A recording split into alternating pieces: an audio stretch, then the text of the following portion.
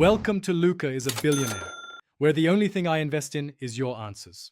You start by confirming your phone has active mobile data and a hotspot-capable plan. This matters because carriers sometimes block tethering. Once confirmed, open Settings and go to Network and Internet, then Hotspot and Tethering. Make sure Data Saver is not globally blocking tethering apps. You may whitelist the hotspot process. If your phone shows a blocked icon or grayed-out toggle, you're already diagnosing the core conflict. So proceed to app-level and system-level exceptions next. Now you modify system exceptions. In Data Saver, locate and whitelist the hotspot service or the tethering app so background data is allowed.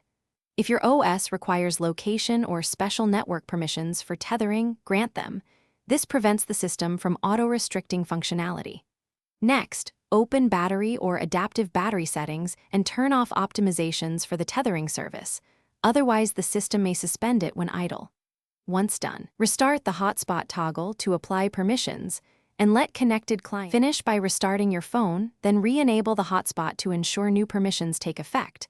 Watch for a client IP and working internet access. If it still fails, toggle airplane mode briefly, then re-enable mobile data and hotspot to clear radio stacks. If problems persist, test with a different client device to rule out the other device. As a final troubleshooting tip, reset network settings.